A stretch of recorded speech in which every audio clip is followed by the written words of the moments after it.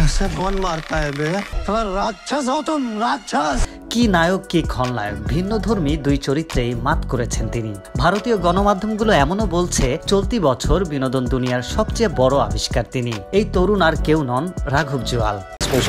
फिर शुरू होगा 1990 में।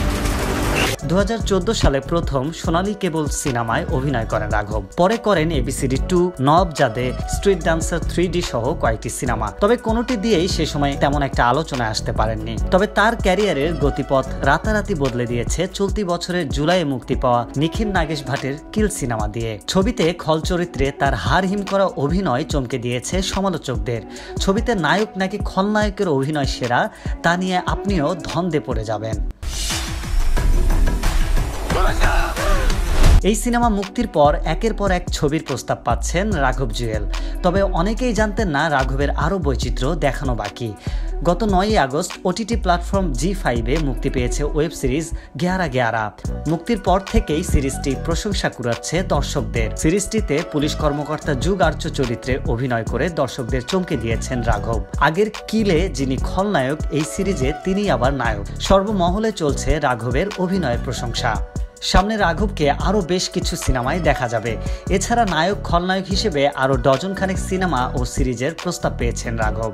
बच्ची तो अपना चॉकलेट चूस और खुश है। কিছুদিন আগের এক সাক্ষাৎকারে রাঘব জানিয়েছেন এখনই পরের কাজ নিয়ে ভাবছেন না, তাড়াহুড়ো না করে একটু সময় নিয়ে তিনি সিদ্ধান্ত নিতে চান। রাঘবের ভাষ্যে, আমি যখন যা কিছু করি সিরিয়াসলি করি।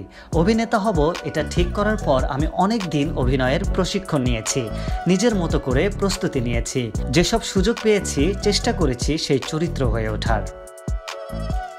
উল্লেখ্য 2011 সালে ভারতের নাচের 200 চাক ধুমধুম 2 ও ডান্স ইন্ডিয়া ডান্স 3-তে অংশ নিয়ে দ্বিতীয় রানার আপ হন রাঘব জুয়েল।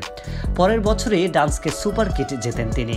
এরপরে আরও অংশ নেন অনেকগুলো নাচের রিয়েলিটি শোতে। নিজের সিগনেচার স্লো মোশন নাচ দিয়ে সবাইকে সে সময় চমকে দিয়েছেন তিনি।